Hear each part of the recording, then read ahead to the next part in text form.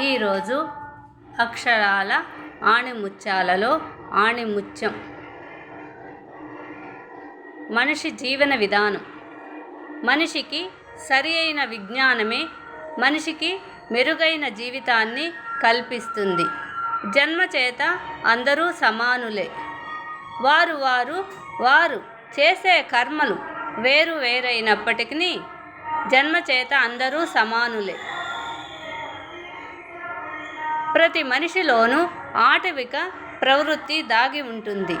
చెడు స్వభావం, ఈర్ష్య, ద్వేషం, అసూయలు, మానవత్వం, దైవత్వం అన్నీ ప్రతి మనిషిలో ఉంటాయి. కానీ వారి ప్రవర్తనను బట్టి పెద్దవాళ్ళు పెంచే విధానము, వారికి గల విజ్ఞానము వారిని మంచి మార్గంలో నడిచేటట్లు చేస్తుంది.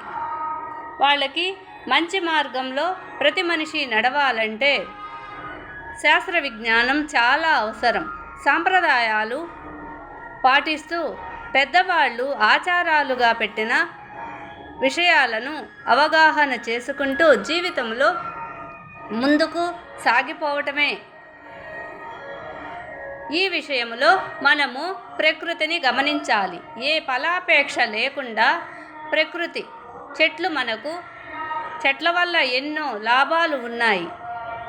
చెట్లు మనకు ఫలాలను ఇవ్వటమే కాదు, మన ఆహారం, మన జీవిత ఉన్నతంగా సంతోషంగా జీవించాలి అంటే ప్రకృతిలో ఎన్నో రకాల ఆహార పదార్థాలు ప్రకృతి ద్వారా మనకు అందుతున్నాయి.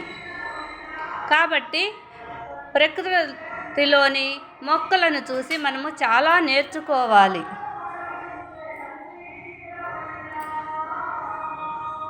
దానం.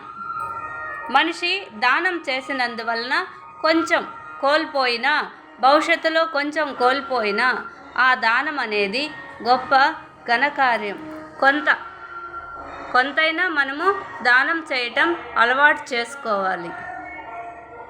ప్లీజ్ అక్షరాల ఆణిముత్యాలను షేర్ చేయండి, లైక్ చేయండి, సబ్స్క్రైబ్ చేయండి. ప్లీజ్.